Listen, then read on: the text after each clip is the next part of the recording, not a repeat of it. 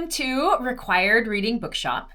Since we are talking about books a lot, recommending books, we thought we would give you just a little bit of behind the scenes information in or about why we love books.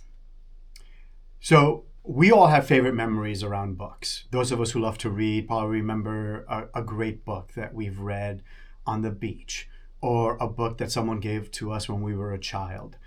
So my question to you is, what childhood memories do you have around books? I think I have three that really stand out. When I was really young and couldn't read myself yet, my dad would actually read books to me before bedtime. And my favorite one was, of course, The Little Engine That Could. I would beg him to read it to me. But I also remember The Hungry, Hungry Caterpillar, or maybe it's just The Hungry Caterpillar. And just looking at all those pictures, I really liked actually The Hungry Caterpillar. When you would flip through it, it was more of a hard, like a cardboard book. So you would flip through it, but there was holes in it so you could sort of see what was coming up next. And, you know, the increasing amount of things that he would eat before becoming a caterpillar. And the second one was actually when I was a little bit older. I was definitely in grade school, maybe first or second grade. I went on, I think it was a Saturday. Again, I don't know if it was a Saturday or Sunday. It was definitely a weekend because I wasn't in school.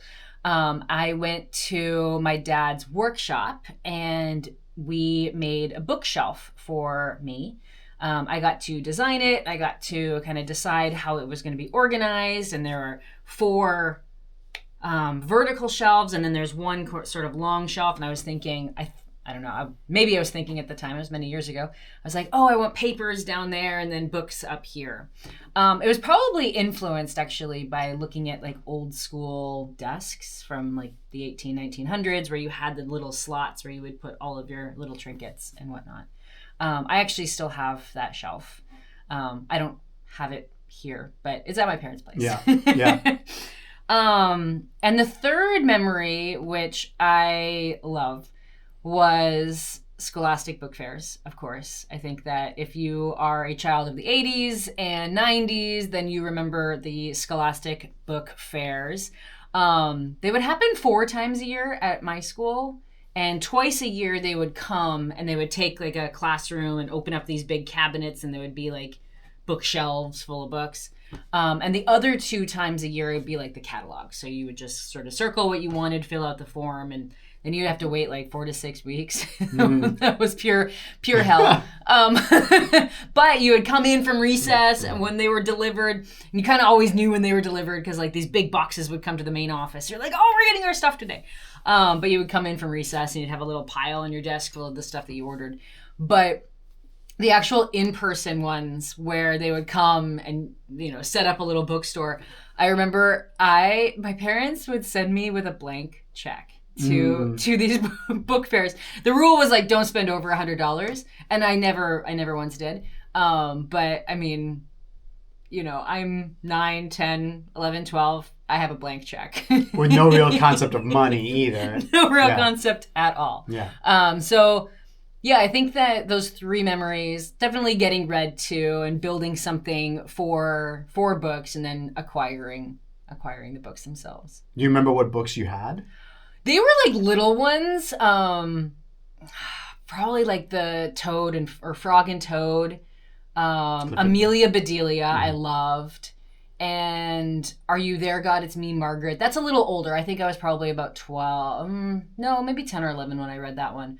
But I wasn't yet, like, thinking about that bookshelf that I made and, like, putting the books in there. And even, again, the Scholastic, I wasn't yet in the books that were more than 70 pages. Mm-hmm. So, yeah, Amelia Bedelia, actually. I haven't thought about that one in a while. Mm-hmm. So definitely those experiences kind of planted a seed for my continuing love of books and continuing appreciation of reading. But can you tell me why you love reading?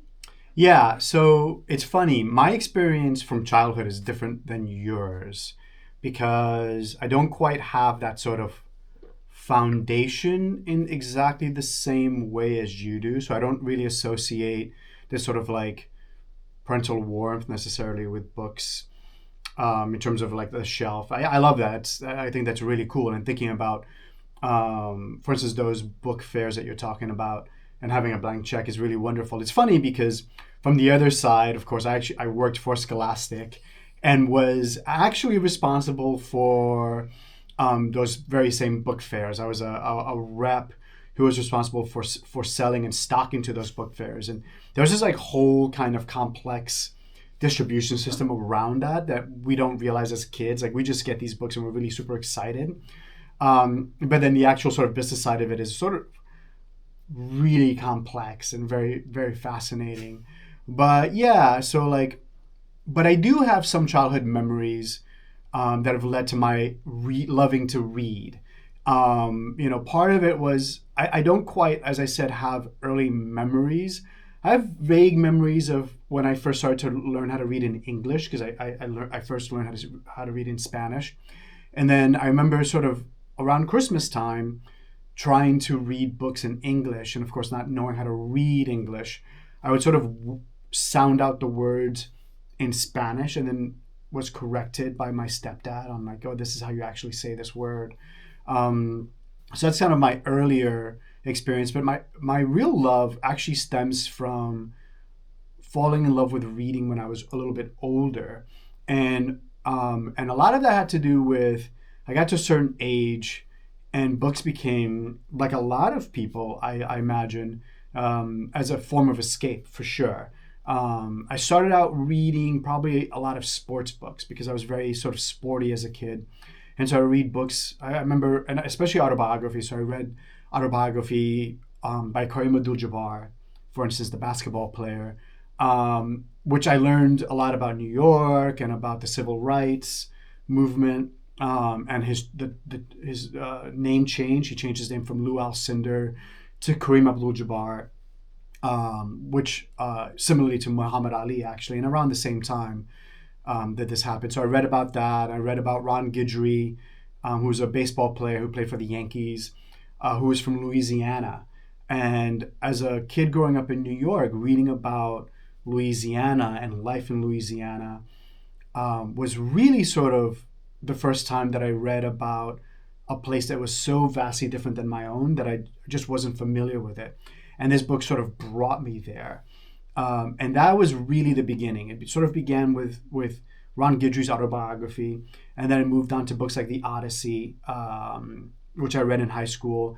And so these books became a way for me to travel. It became a way for me to sort of escape my immediate situation and to travel in my mind, if not actually physically, which was something that I couldn't do at the time. It just was, we didn't have enough money. We were quite poor.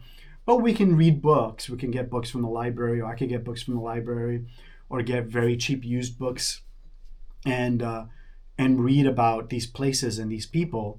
And that hasn't left me. That still is something that I love. Now, of course, I can travel. My life is significantly different. Our lives are significantly different than what my life was like as a child. And so we do travel a lot. And so in some ways, the way that I view books has shifted a little bit, where oftentimes I like to travel to a place and then I'll read about it afterwards. And then my sort of imagination becomes activated by my own experience of those places. But it still has that effect. For instance, I'm reading Lolita in Tehran right now, and that book takes me to Tehran during the 1980s and what that experience was like. Also, it activates some memory for me because I remember some of the events as I was a very young child, but it was very much in the news. So there's certain events that the author talks about that I'm like, oh yeah, I remember that, and so it sort of activates my memory. And so it has a huge effect on me reading still. It also is a way of acquiring knowledge, so it has a very practical effect today, which I love to do. I feel that, and we've talked about this before or in the past, where books are, anytime you buy a book, it's sort of an investment in yourself and in the future and your acquisition of knowledge. And that remains something that I absolutely love.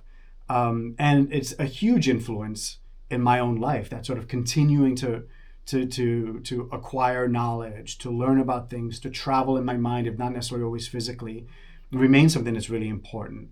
And it sort of makes me think about like the influence that books have on my life, and also on your life. Like how do books influence your life today?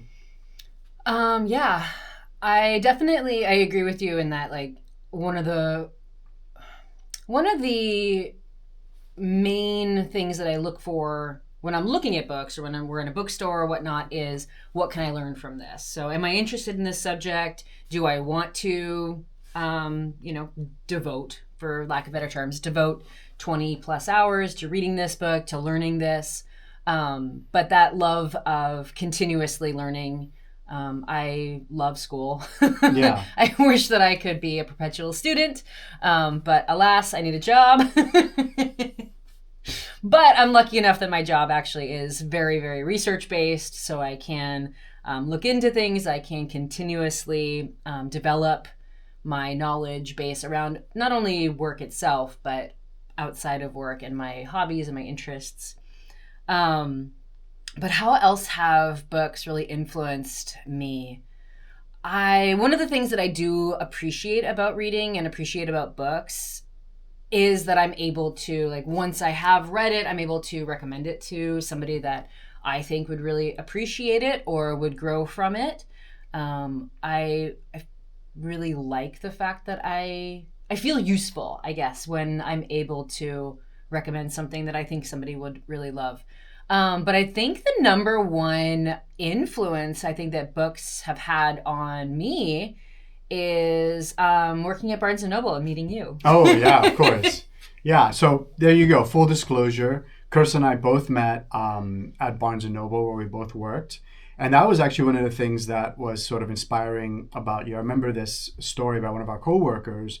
We were sort of working and we were opening up a new bookstore, and he was sort of joking that, so we had these scanners. Yeah. Of course, you remember this. And anyone who's worked at Barnes and Noble or has worked in retail, period, I imagine, but at Barnes and Noble you have I think they're called PDTs or I don't something. Remember it all. So there are these handheld machines in which you sort of scan the barcode in a book, and it tells you where it goes. Like what subject. Yeah. And what exactly. So this book goes in biography, and this book goes in cooking, or whatever. I mean, you should know what book goes in cooking. But anyway, so but we didn't have these machines operable yet, and so I remember this coworker was like, "Oh, there's this girl, and she's just like, she just knows where all the books go," and yeah, and I think that's exactly part of it. Like, I found that attractive, and I find the sort of potential that books hold to be very attractive. Whether it almost doesn't matter whether you're reading history or fiction, which we both love, or self-improvement, or philosophy, or science. Books offer potential for knowledge and experience, and sometimes things that we can't do ourselves. We can't all be scientists we can't be astrophysicists, but we can read Neil deGrasse Tyson and get some of that from someone like him. And so that's really exciting, and that's, people who do that are also exciting to me, because it spurs conversation. So oftentimes when you meet someone, what do you have to talk about? Oftentimes you may not have anything to talk about, but if you're both readers, they can say, "Hey, I read this great book about this subject or that subject," and all of a sudden you can have this conversation. And that, to me, is the best part about reading. Yeah, I definitely agree with everything that you just said. I do think that some of my most memorable conversations with people have been really about books or about what I've been reading and their take on the subject, or just the conversation about the book in and of itself.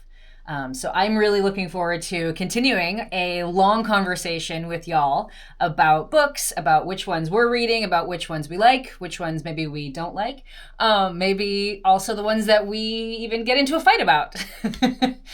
So stay tuned, and every week we will be dropping either a review on a book that we have read recently, or one of the books that is on our individual top 50 list.